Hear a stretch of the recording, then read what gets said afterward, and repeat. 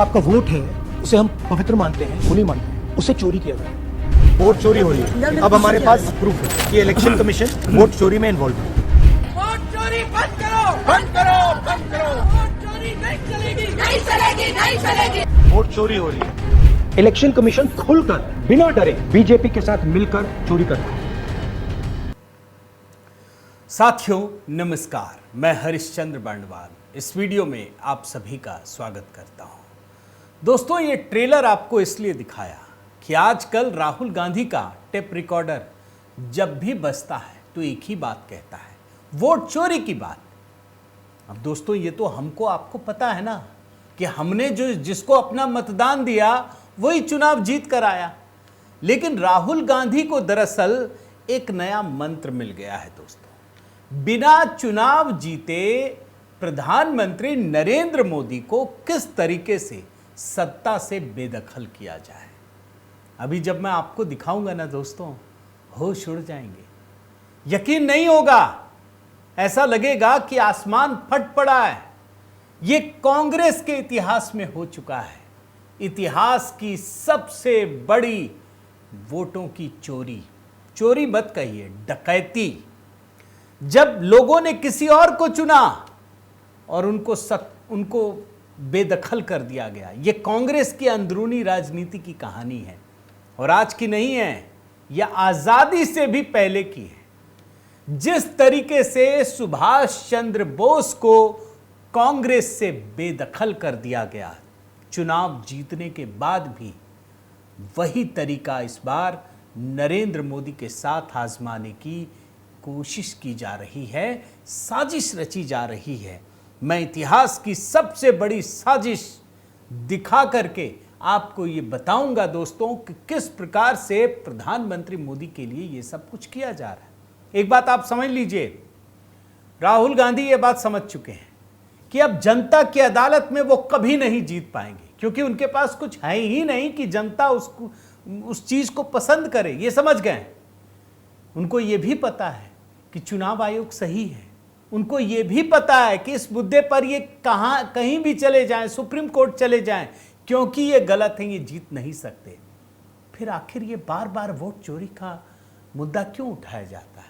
आज इसी को डिकोड कर रहा हूं दोस्तों, इसीलिए मैंने आपको ट्रेलर दिखाया। मैं लेकिन निवेदन करता हूं दोस्तों कि आप कमेंट जरूर कीजिएगा और साथ ही देखिए 15 अगस्त का ये मौका है, बिल्कुल उस उत्सव में हम लोग सब डूबे हुए हैं दोस्तों। तो जो हमने गीत तैयार किया है, मेरा देश मेरी जान, वो ज़रूर देखिएगा, बताइएगा ये गीत कैसा लगा। आज तो वैसे भी एक नई कहानी आपके सामने रखने जा रहा हूँ। आइए देखते हैं दोस्तों क्या मैं आपके सामने रख रहा हूँ। बड़ा रिसर्च है इसमें, आपको मज़ा आएगा, आप आखिर तक देखिएगा। आप जानते हैं दोस्तों, ये वोट चोरी का जब ये मुद्दा उठ रहा था ना, मैं ज़रा इतिहास की सबसे बड़ी चोरी से पहले घटना बता देता हूँ। तो राहुल गांधी के ही एक मंत्री हैं कर्नाटक में, KN राजन्ना, ये सिद्धारमैया सरकार ने अचानक से बर्खास्त कर दिया। पता चला राहुल गांधी ने फोन किया था कि इनको रिजाइन करने मत दो, बर्खास्त कर दो। क्यों भाई? क्योंकि इन्होंने राहुल गांधी से एक अलग लाइन ले ली वोट चोरी में। अभी कुछ समय पहले इन्होंने ये स्वीकार किया वोट चोरी का मामला और ये कहा कि मतदाता सूची में जो संशोधन था वो हमारी आंखों के सामने हुआ, सही निगरानी नहीं की गई। एक ही जगह एक ही व्यक्ति का कई वोटर कार्ड था, वोट डाल सकता था। कुछ इलाकों में तो बेहद संदिग्ध लोगों के नाम जोड़े गए। बस क्या था, राहुल गांधी को गुस्सा आ गया, कैसे बोल दिया भाई, बर्खास्त कर दिया गया। लेकिन यह बहुत छोटी घटना मैं मानता हूं। मैं इतिहास की सबसे बड़ी घटना, आखिर राहुल गांधी के दिल में क्या चल रहा है, दिमाग में क्या चल रहा है, कैसे प्रधानमंत्री मोदी को वो सत्ता से बेदखल कर सकते हैं बिना किसी चुनाव के।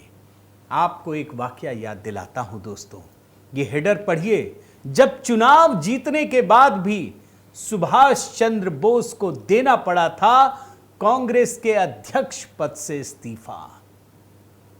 सुभाष चंद्र बोस चुनाव जीत गए थे, बेदखल कर दिया गया। अरे सिर्फ अध्यक्ष पद नहीं, कांग्रेस पार्टी तक से बेदखल कर दिया गया।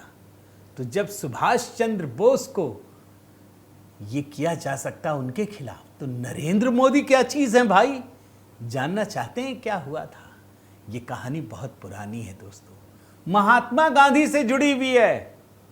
मैं आपको वर्ष बताता हूं, 1939, जब कांग्रेस के अध्यक्ष पद के लिए चुनाव का मौका आया। हर साल होता है चुनाव, आप जानते हैं। 1939 में चुनाव होना था। सुभाष चंद्र बोस ने अपनी दावेदारी ठोक दी, भाई लोकतंत्र है, लोकतंत्र के लिए ही तो लड़ रहे थे। लेकिन महात्मा गांधी चाहते थे दोस्तों कि अबुल कलाम आजाद इसके अध्यक्ष बने। दरअसल उस समय हिंदू मुस्लिम का मसला दोस्तों काफी गर्म था, और आप जानते हैं कि गांधी जी सेक्युलरिज्म की चाशनी में कांग्रेस को छानना चाहते थे। सेक्युलरिज्म का रोग तभी से है। और दोस्तों, महात्मा गांधी चाहते थे कि जैसे ही अबुल कलाम आजाद को कांग्रेस का अध्यक्ष बना दिया जाएगा तो देश के मुस्लिम जो समुदाय के लोग हैं वो तो खुश हो जाएंगे और सांप्रदायिक सौहार्द बन जाएगा। आप जानते हैं, बारडोली में कांग्रेस वर्किंग कमेटी की बैठक में मौलाना अबुल कलाम आजाद की उम्मीदवारी का ऐलान भी कर दिया गया। गांधी जी की इच्छा थी तो करना ही पड़ता। मगर जानते हैं दोस्तों, जैसे ही अबुल कलाम आजाद ने यह देखा कि सामने सुभाष चंद्र बोस खड़े हैं, उनको लगा भैया कोई चारा नहीं है, तुरंत पीछे हट गए। महात्मा गांधी बोल रहे थे कि आप खड़े हो जाइए, सेकुलरिज्म अच्छा हो जाएगा। वो बोले हम नहीं खड़े होंगे। ऐसा लग रहा था दोस्तों कि महात्मा गांधी सुभाष चंद्र बोस की लोकप्रियता से चिढ़ने लगे थे। और मैं आपको बताता हूं, दरअसल उससे ठीक एक साल पहले 1938 में सुभाष चंद्र बोस ही कांग्रेस के अध्यक्ष चुने गए थे, और वो भी निर्विरोध। उनकी लोकप्रियता लगातार बढ़ रही थी, चूंकि वो स्वतंत्र सोच के साथ स्वतंत्रता आंदोलन के लिए काम कर रहे थे। उनके रास्ते गांधी जी से अलग थे और युवाओं में बेहद लोकप्रिय थे। और इसीलिए दोस्तों, मैं जो पढ़ रहा हूं, जो मुझे समझ में आता है कि महात्मा गांधी उन्हें किसी भी कीमत पर कांग्रेस के अध्यक्ष पद से हटाना चाहते थे। महात्मा गांधी ये चाहते थे क्योंकि अगला जो इसका कांग्रेस का अधिवेशन होने वाला था 1939 में, वो मध्य प्रदेश के जबलपुर स्थित त्रिपुरी गांव में कांग्रेस का अधिवेशन होना था। और वो चाहते थे कि महात्मा गांधी कि इसकी अध्यक्षता उनके गुट का कोई व्यक्ति करे। हम मौलाना अबुल कलाम आजाद वाला सेक्युलर कार्ड तो चल ही दिया था उन्होंने, वो तो फेल हो गया। इसके बाद गांधी जी क्या करें? उन्होंने नेहरू को इसके लिए मनाया। अब आप देखिए, बड़े ध्यान से समझिए इस बात को कि नेहरू भी ये जानते थे कि सुभाष बोस की लोकप्रियता के सामने वो कहीं भी कुछ भी नहीं है। उन्होंने तुरंत अपने कदम पीछे खींच लिए। नेहरू जी ने गांधी जी से कहा कि मैं तो चुनाव नहीं लड़ूंगा, क्योंकि सुभाष बोस नेताजी वो तो ऐलान कर चुके थे। मगर महात्मा गांधी ने हार नहीं मानी दोस्तों। इसके बाद भी अपनी जिद पर अड़े रहे। वो किसी भी कीमत पर सुभाष चंद्र बोस को हटाना चाहते थे। अब उन्होंने एक और काम किया।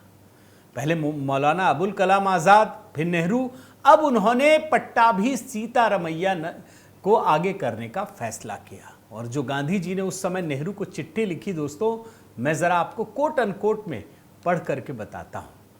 मौलाना साहब कांटों भरा ताज नहीं पहनना चाहते हैं। अगर आप कोशिश करना चाहते हैं तो कीजिए। अगर आप भी चुनाव नहीं लड़ते हैं, ये नेहरू को बोल रहे हैं, या वो यानी सुभाष चंद्र बोस नहीं सुनते, मतलब वो पीछे नहीं हटते हैं, तो पट्टाभी ही इकलौते विकल्प दिख रहे हैं। ये गांधी जी ने नेहरू को चिट्ठी लिखी है। और दोस्तों, मैं एक बात जरूर कहूंगा, यहां पर मैं रविन्द्रनाथ टैगोर, उनकी चर्चा करना चाहता हूं। टैगोर का सम्मान तो उस समय भी था पूरी दुनिया में, भारत में तो था ही। उनकी इच्छा थी दोस्तों कि सुभाष चंद्र बोस को दूसरा कार्यकाल दे देना चाहिए। इसके लिए टैगोर साहब ने गांधी जी को भी चिट्ठी लिखी।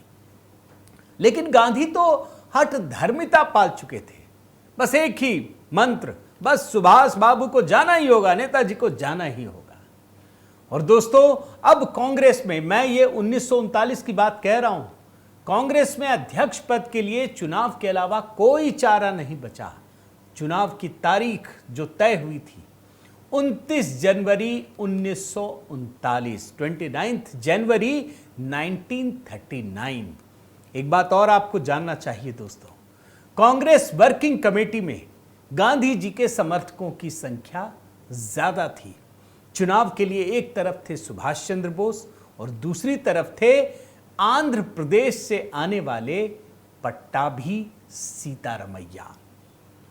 आप ये जानकर आश्चर्य से भर जाएंगे दोस्तों कि गांधी जी की इच्छा को देखते हुए वोटिंग अभी होनी है, वोटिंग से कुछ दिन पहले कांग्रेस वर्किंग कमेटी ने जानते हैं क्या काम किया? 7 सदस्यों ने एक संयुक्त बयान जारी कर दिया और उन्होंने अपने बयान में यह कहा कि सुभाष चंद्र बोस चुनाव न लड़े और गांधी जी के जो उम्मीदवार हैं पट्टाभी सीतारमैया, उनको सर्वसम्मति से अध्यक्ष बना दे। आप सोचिए, कांग्रेस के ही 2 सदस्य आमने सामने हैं और महात्मा गांधी के समर्थित उम्मीदवार खुलकर एक व्यक्ति के पक्ष में खड़े हो जाते हैं। लेकिन दोस्तों, मैं जानता हूं और आप भी इस वीडियो के जरिए समझ रहे होंगे कि सुभाष चंद्र बोस लोकतांत्रिक प्रक्रिया के हिमायती थे। 29 जनवरी 1939 को मतदान हुआ और सुभाष चंद्र बोस विजयी रहे। नेताजी के पक्ष में 1580 वोट पड़े, जबकि सीतारमैया को सिर्फ 1377 वोट। लंबा मार्जिन था, जबकि ये गांधी जी के उम्मीदवार हैं। अब आप क्या कहेंगे भाई? इसके बाद तो मामला खत्म हो जाना चाहिए था, वोटिंग हो गई, सब कुछ हो गया, चुनाव जीत गए बोस, टैगोर नेताजी। लेकिन खत्म नहीं हुआ दोस्तों, यहीं से वोट चोरी का मामला शुरू होता। मैं जिसकी बात कह रहा हूं, इतिहास की सबसे बड़ी वोट चोरी नहीं बल्कि डकैती कहिए। महात्मा गांधी नेताजी की जीत को पचा नहीं पाए और चुनाव के बाद गांधी जी ने ऐसा बयान दिया जो कांग्रेस के भीतर कटुता बढ़ाने वाला था। जानते क्या कहा उन्होंने? कि यह पट्टाभी सीतारमैया की हार नहीं है, यह मेरी हार है। मैं उनका बयान आपको पढ़कर सुनाता हूं।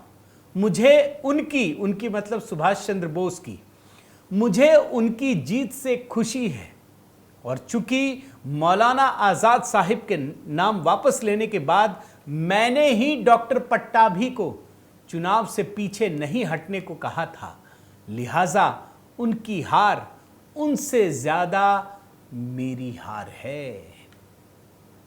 अब इस संदर्भ में दोस्तों एक पुस्तक की चर्चा लाता हूं मैं। पूर्व राष्ट्रपति प्रणब मुखर्जी, उनकी एक पुस्तक है, भारत रत्न भी मिला इनको, द कोलिशन ईयर्स। आप देख लीजिए पुस्तक को। इसमें उन्होंने बताया है कि सीतारमैया को भले ही गांधी जी और बड़े बड़े नेताओं का समर्थन हासिल था, लेकिन जो नेताजी थे, बोस थे, वो युवाओं में बहुत ज्यादा लोकप्रिय थे। युवाओं ने खुलकर नेताजी का समर्थन किया, भले ही उनका गांधी जी ने किया। और सुभाष चंद्र बोस की जो शानदार जीत हुई उसमें इनका योगदान था। लेकिन गांधी जी ने इसके बाद जो कहा उससे बहुत अजीब स्थिति हुई। और दोस्तों 1930 के दशक के आखिर में गांधी जी और बोस के रिश्तों में जो दरार पैदा हुई, ये इतिहास का एक बहुत ही दुर्भाग्यपूर्ण अध्याय है। ये इस पुस्तक में लिखी हुई है। अब जाहिर है दोस्तों, चुनाव में जीतकर सुभाष चंद्र बोस एक बार फिर कांग्रेस के अध्यक्ष तो बन गए, लेकिन पार्टी की जो वर्किंग कमेटी थी उसमें गांधी जी के समर्थकों का ही असर था। और जानते हैं आप कि गांधी जी को तो ये जीत पसंद नहीं थी। ऐसे में दोनों गुट जो हैं, एक तरफ गांधी जी के गुट और एक तरफ बोस के गुट। बोस के गुट क्या, वो तो अध्यक्ष ही चुने गए थे। दोनों के बीच मतभेद बढ़ रहे थे। हालांकि एक मैं और घटना की चर्चा करना चाहता हूं दोस्तों। मार्च 1939 में त्रिपुरी में कांग्रेस का वार्षिक अधिवेशन होना तय था, लेकिन उसके पहले वर्धा में कांग्रेस की वर्किंग कमेटी की बैठक रखी गई और यह समय था 21-22 फरवरी 1939। लेकिन संयोग से देखिए दोस्तों, नेताजी की तबीयत ठीक नहीं थी। उन्होंने एक चिट्ठी लिखी पटेल साहब को कि भैया मैं अध्यक्ष बना हूं, क्यों ना इसको अधिवेशन के बाद तक टाल दिया जाए, क्योंकि मैं पहली बार अध्यक्ष बना हूं, मतलब अध्यक्ष बनने के बाद मैं नहीं जाऊंगा तो संदेश ठीक नहीं जाएगा। और सिर्फ पटेल को नहीं, सुभाष चंद्र बोस ने गांधी जी को भी चिट्ठी लिखी और यह संदेश दिया कि जो नई वर्किंग कमेटी के सदस्य हैं वे अपनी मर्जी से चुन लें। उन्होंने खुद कोई नाम नहीं सुझाया। अब आगे क्या हुआ आप जानते हैं। यह बात गांधी जी के समर्थक सदस्यों को बुरी लगी और उन्होंने कहा कि बोस चाहते हैं कि उनकी गैर मौजूदगी में पार्टी का सामान्य काम भी ना हो, मानो सब कुछ उन्हीं पर टिका हो। आप घटनाक्रम देखते जाइए दोस्तों, कैसे सुभाष चंद्र बोस के साथ क्या क्या होता है। 8 फरवरी को पटेल ने राजेंद्र प्रसाद को पत्र लिखकर साफ कह दिया। आप सोचिए कि सुभाष चंद्र बोस के साथ वर्किंग कमेटी में काम करना संभव नहीं है। सुभाष चंद्र बोस ने हालात संभालने की कोशिश की, वो बीमार थे, इसके बावजूद वो 15 फरवरी को वर्धा पहुंचते हैं।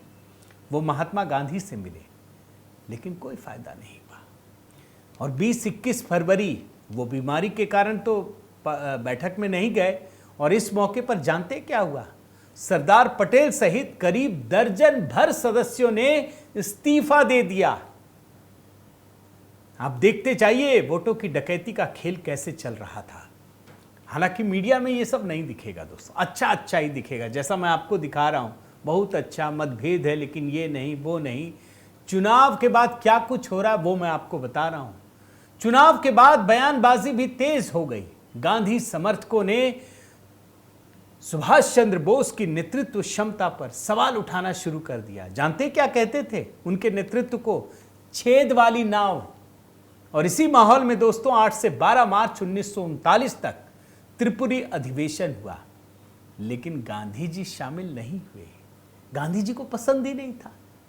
सुभाष चंद्र बोस काफी बीमार थे। कितने बीमार थे आप समझिए कि मतलब इतना मानसिक दबाव डाला गया सुभाष चंद्र बोस पर कि वो स्ट्रेचर में पहुंचे उस समिति के लिए।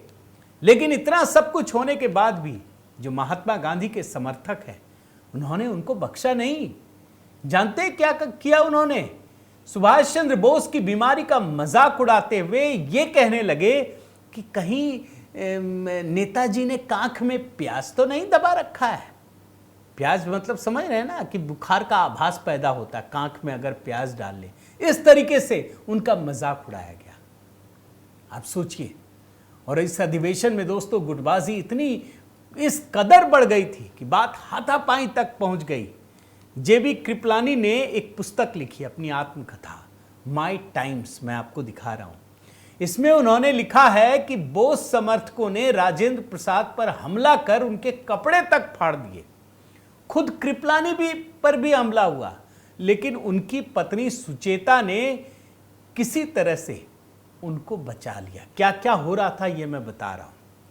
और दोस्तों महात्मा गांधी के समर्थकों ने कांग्रेस के भीतर इतनी गुटबाजी कर दी कि अब नेताजी को एहसास हो गया कि भले ही उन्होंने कांग्रेस के अध्यक्ष पद का चुनाव जीत लिया हो, लेकिन ऊपरी स्तर पर महात्मा गांधी ने ऐसी दीवार बना दी थी कि उसे हटा पाना मुश्किल था। नेताजी ने गांधी जी को जोड़ने की भरपूर कोशिश की, लेकिन गांधी सिर्फ अपने पसंद के ही व्यक्ति को कांग्रेस पर बिठाना चाहते थे, अध्यक्ष बनाना चाहते थे। और क्या हुआ, इसका नतीजा आज ये जानना जरूरी है, तभी आपको समझ में आएगा कि राहुल गांधी मोदी जी के साथ चाहते क्या है। अधिवेशन के सिर्फ 1 महीने बाद दोस्तों अप्रैल 1939 में सुभाष चंद्र बोस ने कांग्रेस अध्यक्ष पद और पार्टी की सदस्यता दोनों से इस्तीफा दे दिया। 3 मई 1939 को कोलकाता की एक सभा में, कलकत्ता उस समय नाम था, कलकत्ता की एक सभा में उन्होंने फॉरवर्ड ब्लॉक के गठन का ऐलान किया और कांग्रेस से अलग होकर अपनी राह चुन ली। क्या समझ में आया दोस्तों?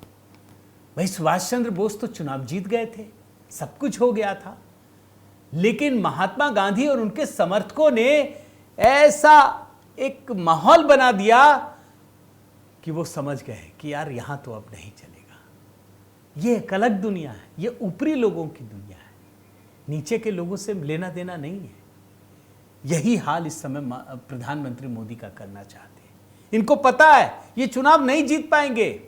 ये वोट चोरी की बात कह रहे हैं ना दोस्तों, आप जानते हैं ना भाई, जब प्रधानमंत्री का चयन हो रहा था 1947 में, तो ज्यादा वोट तो पटेल को मिले थे, नेहरू को नहीं मिले थे। वोट चोरी हो गई, लेकिन ये सबसे बड़ी चोरी है दोस्तों। सुभाष चंद्र बोस चुनाव जीतने के बाद भी कांग्रेस पार्टी के अध्यक्ष पद का उनको बेदखल होना पड़ा, निकाल बाहर किया गया। उन्होंने इस्तीफा नहीं दिया, मजबूर किया गया। यही काम राहुल गांधी करना चाहते हैं कि इतना मजबूर कर दो, इतनी अराजकता फैला दो कि प्रधानमंत्री मोदी खुद छोड़ दें। आपको क्या लगता है, क्या राहुल गांधी सफल हो पाएंगे? जरूर कमेंट करके बताइएगा दोस्तों, आपके कमेंट की प्रतीक्षा है। मैं निवेदन करता हूं दोस्तों कि अगर आपने चैनल सब्सक्राइब नहीं किया है तो ज़रूर कीजिए, लाइक कीजिए, बेल आइकन दबाइए। और हाँ दोस्तों, HB मेलोडी, यहाँ पर आप 15 अगस्त पर जो हमने गीत तैयार किया है, मेरा देश मेरी जान, ज़रूर देखिए। आप सबसे निवेदन है दोस्तों कि यहाँ भी कमेंट कीजिएगा, आपके कमेंट की प्रतीक्षा है। बहुत बहुत धन्यवाद। जय सिया राम।